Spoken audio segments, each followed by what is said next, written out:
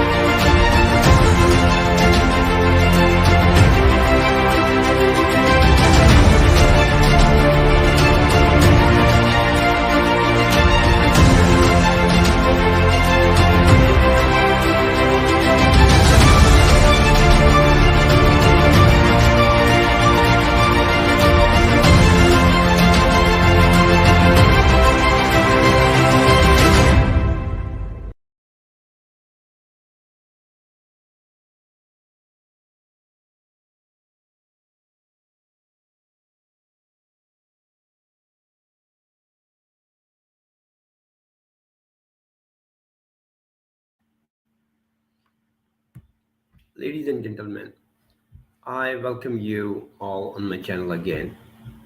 Today, I am pretty much excited because today I'm having a person who is very much respected to me, and he'll be talking with us about the Jewish hate which we have in Muslim countries and how we can decrease it. Think he needs no introduction because he comes from the world of chemistry. He's Professor Hoffman, Roald Hoffmann, who won Nobel Prize in chemistry in 1981. So I'll be connecting to Mr. Hoffman and we will have a very good discussion with this very pretty soul. Let me connect with Professor Hoffman. Just give me a few minutes.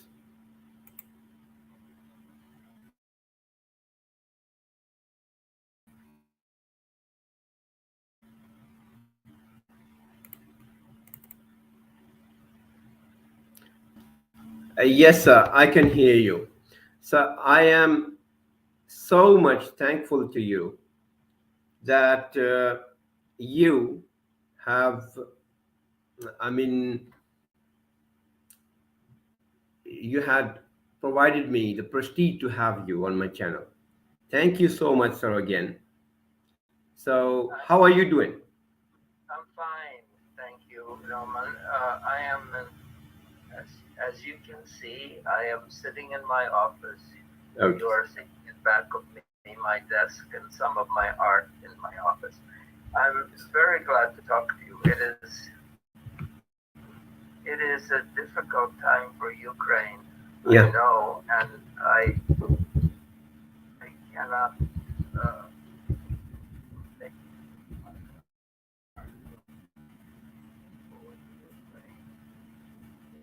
in the face of what I perceive as Russian aggression against the Ukraine. Russia and the Ukraine are close to my heart for various reasons, and I wish there were peace. I wish there were peace, but right now the country is dealing with Russian aggression. But we are not to talk about that. We have to talk about other. Yes, sir. I can see the feeling in your eyes. I can see how you are worried about everything which is happening over here right now. Yeah. Of course, we are also not happy to see this, to everything which is happening right now. because until yesterday, I was pretty much sure that nothing is going to happen. But you see that yesterday, a very shocking news came, and I was not expecting that. Anyways, so we'll come to our topic.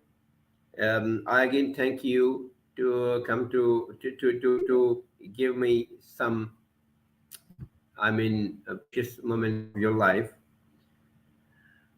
So we will talk about the hate against Jew in the Muslim countries, and especially in the subcontinent, like in Pakistan and India. In the, I mean, Muslim youth of Pakistan and India, or maybe Iran and Afghanistan. Uh, we all know that you are a Holocaust survivor. Would you please recall those moments? I know that this is not good to ask you. Would you please recall those moments if you remember them? Sure, you remember them for my viewers. How did you escape? Yes. So I am a survivor and Jewish of the Holocaust as a child, but then only people who were children then are still alive today because it was so long ago.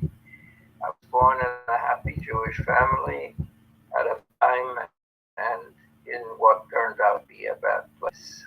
The bad time was that it was just before World War II. I was born in 1937. The bad place was that we were in southeast Poland then, now western Ukraine, and there were the forces of evil, the Nazis were gathering, and we were about to be submerged in war. Mm. An experience that people in Pakistan and India, for instance, had also had in the period of the partition, for instance. But all kinds of terrible things are loosed in wartime, and crimes are committed against individuals. But the particular obsession of the Nazis with exterminating the Jews was totally irrational, and when coupled with a certain anti-Semitism that was there, which we could go in for historical reasons. Interesting, this was not the Muslim world, this was the Christian world. Yeah. That was there too. When that was coupled, it made the years from 1941 to 1944 a terrible, terrible time. Three of my four grandparents were killed, two aunts, two uncles, all my first cousins were killed in the war, and by the Nazis or by their collaborators. That 41 to 44, I was just 4 to 7 years old. And in the midst of all those terrible things, a good Ukrainian school teacher hid five of us out at great risk to his life. This was in the western Ukraine, about 60 kilometers from Lviv. And that man and his family took great risks to hide us. It was town of Zolochiv. Zolochiv was the town. The village where we were hidden 30 kilometers away was called Univ, is the town. So I am here because of the goodness of a Ukrainian school teacher in and his wife and family in the midst of terrible, terrible times. And and all of that has nothing to do with the Muslim world. Yeah. But in time, I became a scientist. I traveled. I became aware. Many of my relatives wound up in Israel. I became aware of Jewish culture and great periods of coexistence of and flourishing of Jews and Muslims together. For instance, the period of 700 years in Al Andalus in Spain, Yes, which in Undulus, yes. in which I grew to love music, Arabic and Muslim music. I so, but that came later in life. Okay.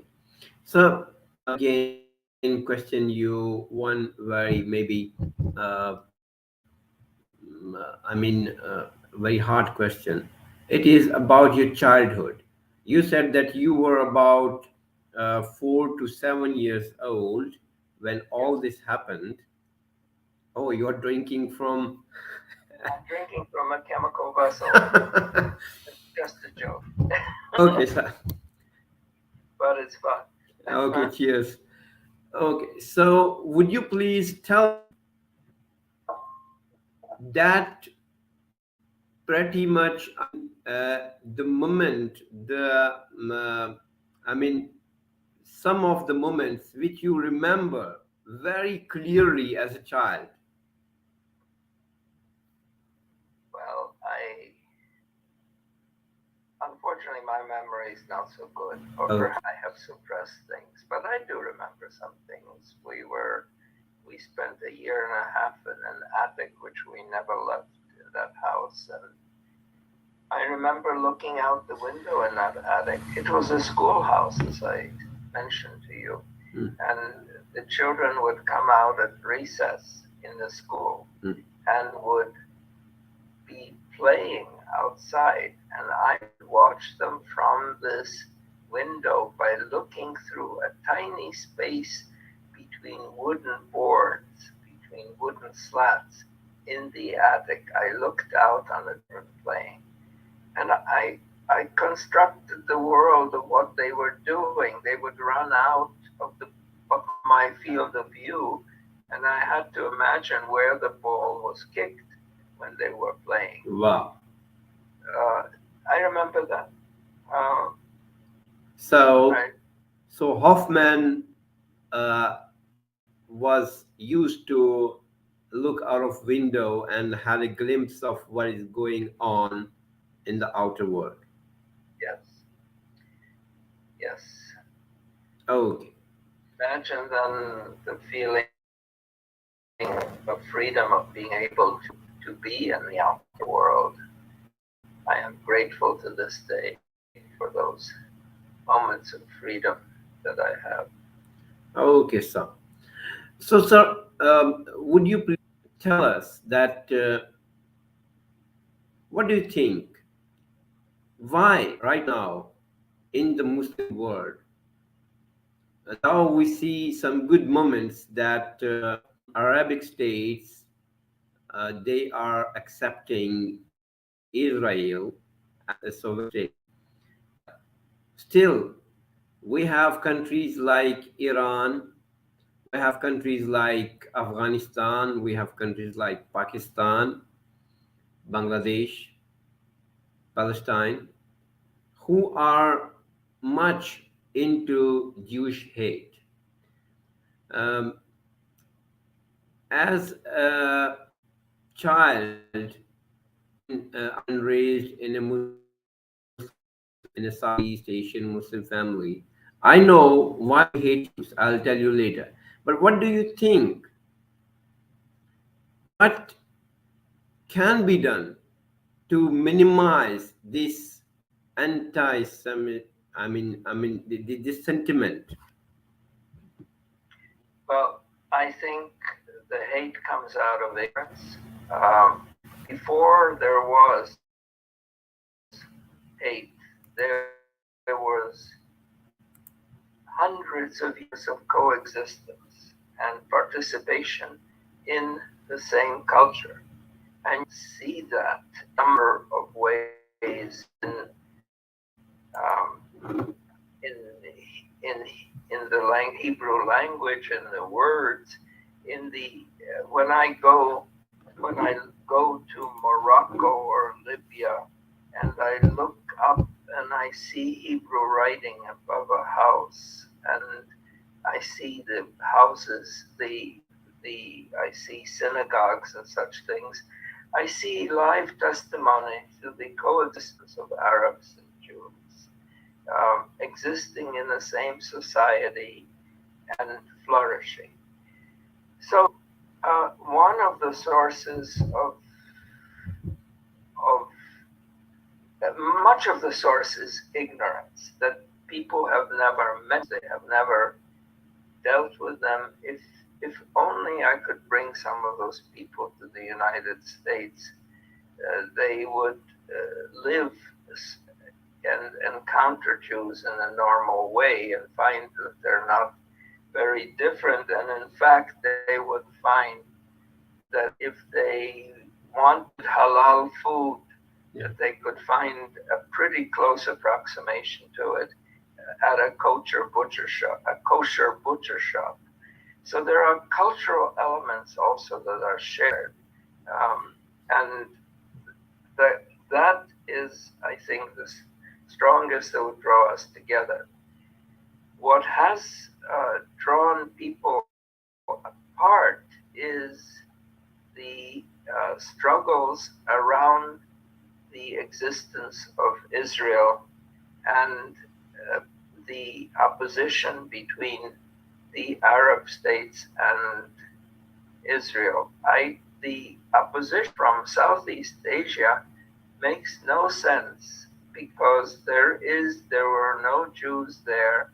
It is a false, misplaced solidarity with the Palestinian people, who actually live in reasonable coexistence, even with the Israelis, even if the Israelis are occupying their land. So I don't. I think. Let me tell you a story from somewhere else, Noman. Oh, okay, sir. I met Israeli Jew. American Jews who refused to have anything to do with Germany, who would not buy a German car like a Volkswagen. And why? Because they remember the killing of the Jews by the Germans. My mother, who lost her two parents in the war, had no trouble in going to Germany and talking to the young people. She wondered what the old people did during the war, but she knew Germany and didn't feel bad about going there. And here were Americans who had no idea of what Germany was like, and they hated the Germans. Okay? That's how I think the situation is in Southeast Asia. Also, you have governments which misplace their mistreatment of their own people by creating enemies elsewhere. And those enemies are fables, they're stories. They need to learn what Jews are like and to live with them. And then they would feel that they're not angels, Jews.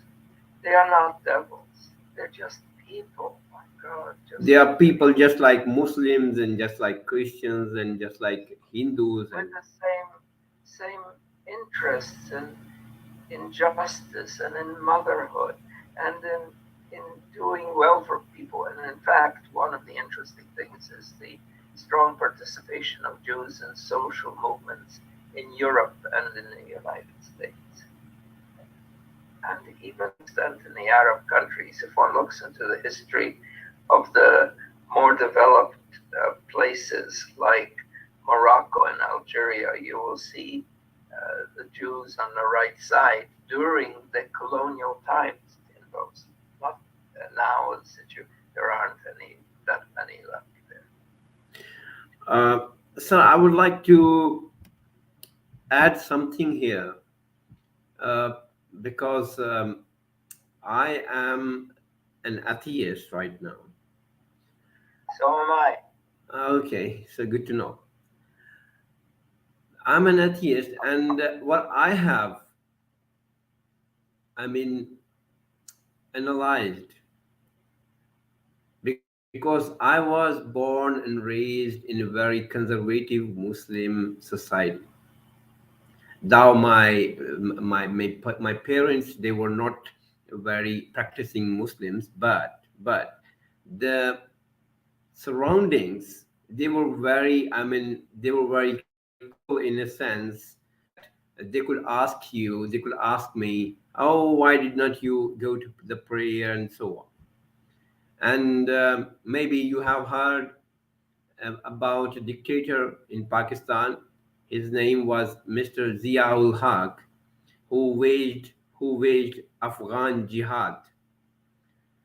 And I was a child, and I was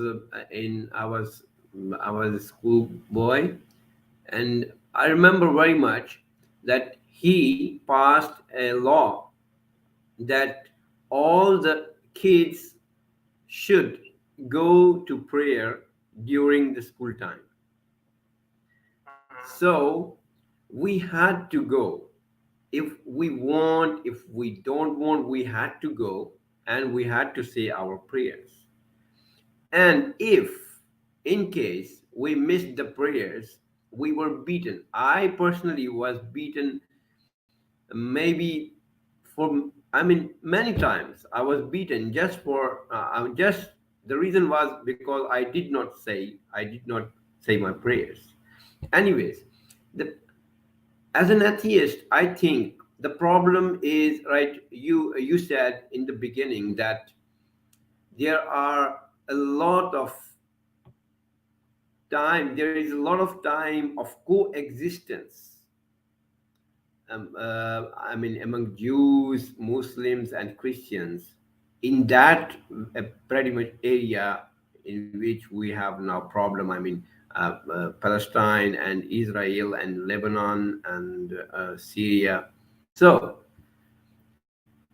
what I have analyzed is that the problem is the ideologies people believe in. I mean, in that in that very much land, there were simple people living. Then they became Jews. After some time, some of them, they became Christians. Then after some time, some of them, they became Muslims. So I personally think that there is no problem with people. The problem is with the ideologies they believe in, and they go after them. And they think that I am a Muslim and I am better than you, or you think that you are a Christian and you are better than me. So this is that that very ideology which tells you, which makes you sure that you are different from that guy because you believe in this, and that guy does not believe in what you believe. So I think that is what you said, ignorance. You summed it up. So that is the. Yes, that's right. That dictator of in Pakistan, whom you mentioned, was using that universal call to prayer as an excuse for not improving the lot of his own people. Yeah. And these ideas, they such pronouncements should be inherently questioned by any living human being who tells you that you are that because you are whatever you are, that you are better than people. That's to me that's a clear sign of category person because it's just not true. Those people are the same people as everyone else. Uh, and it's true that human beings have sometimes forgotten that every culture has had slaves, for instance, at a certain time, and has forgotten the unity of human beings. But certainly, ideologies, which such as religions, get carried away and are used as tools of feeling superior to other people. And then when that gets translated into social and violence, that is really what we encountered during World War II, where we encountered certain craziness. But you look at the story of Muhammad in 576, and you look at the Jewish presence in Yathrib, Medina, in that time, you see the Bedouin tribes that were Jewish living with the Arabs, and sometimes they were fighting, and sometimes they were on the same side. And then you see the Arab world adjusting in those important initial stages as they encounter different communities and coming up with the idea of Jews and Christians being part of the Ummah, and that the people of the book were also deserving of humanity. That is the attitude to which we need to reach back. Yeah. That, and, and not the attitude of the ideologues of the kind of Islam that sees the other people as being the aim of a jihad. That is not what initially was there in Islam. Okay, sir. Sir, I would like to ask you a very different question. Maybe you did not promise me about that. So, would you like to tell us about your work for what you did receive the Nobel Prize? Sure, I'll tell you that. So, first of all, I In want you simple, in to simple words, for Pakistani youth. yes, you said I noticed I you did say that I received the Nobel Prize in 1981.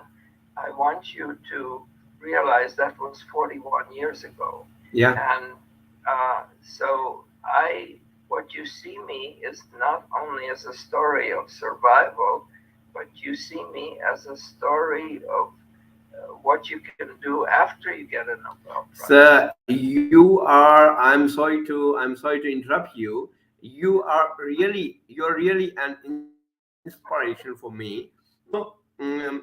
Maybe this will be not correct, but let me tell you, sir. Uh, 3 years ago, I was planning to apply for the Ukrainian citizenship, and my wife asked me, you can change your family name while when you go and when you put your documents, you have an option that you can write any family name, and you'll be surprised. I said I want to write Hoffman. So you're my inspiration. Okay, go ahead. Thank you. So about the work.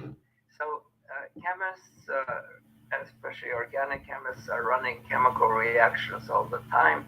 In these chemical reactions, they make bonds between atoms. They break bonds. They make bonds.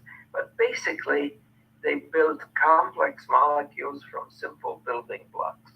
Atoms by themselves are not interesting. They don't have enough variety to run a human body. A typical molecule in a human body, even if it's not a protein, but a simple thing like cholesterol, for instance, which we're supposed to avoid, but which we actually have 400 grams of in our body at any time. That is a molecule with about 30, 40 atoms. It's a rather complex structure with rings of carbon atom attached to each other. And so chemists build these up. And they found that certain reactions, before I and Dr. Woodward did this work, before we did the work, they found certain reactions go easily. For instance, you take 4 carbon atoms and you add to it 2 carbon atoms to make a 6-membered ring, and they snap together to give a 6-membered ring. Okay. But if you try to take 2 and 2, make a 4-membered ring out of that, that doesn't happen easily. They didn't know why this happened. With some ideas from theoretical physics, from quantum mechanics, Woodward and I came up with an explanation of why the 4 plus 2 to give 6 goes easily, and 2 plus 2 to give 4 Doesn't go. goes with difficulty. But we didn't stop with just explanations. We understood why it is so, and so we could predict a number of other reactions. We were fortunate, found a good explanation. We found an explanation that you could put in the hands of other people. And if I don't own a single patent, many thousands of molecules have been made using these rules that Woodward and I found out. And that's what the Nobel Prize is given for. Is that understandable? I can say that because I'm not a chemist, uh, I had uh, pretty much, interest chemistry during my school days, but I was more interested in biology, and I was Yes. good at biology. I was bad at chemistry, physics, and mathematics. Oh, at mathematics, I was too much bad. But I was good. I was good writing stories. I was good writing poetry. I was good at biology. But that is, you can say that you explained very well, and I understood half of them. That's good. Okay. That's good. So we're going to have to stop in a minute because I need to Yeah. go on So, some other. I just want to ask you that, can you please leave a message for Pakistani youth who are university students, college students, what you as a Nobel laureate would advise them? Well, my message to Pakistani students is first and foremost, keep reading. Okay. Don't trust received wisdom, and especially don't trust what comes from politicians and people who preach to you. Question everything that comes before you. Ask what is the basis for it. And the world will open up to you if you keep on asking questions. Okay, sir. Okay, sir. It was so nice to have you, and I'm again very thankful to you. Very So much good to thankful talk to to you, you. Noman. Yeah. And I wish that things proceed as peacefully as they can in the We hope future. so. We hope so, sir. Okay, stay well. Bye bye. Thank you so much, sir. Thank you so much, sir.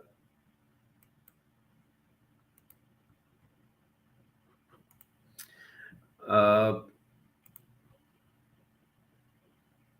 so, dear friends, dear subscribers, it was a conversation between me and Professor Hoffman. I hope you all guys, you all enjoyed it. So, I will also ask you, and I'll, is a problem.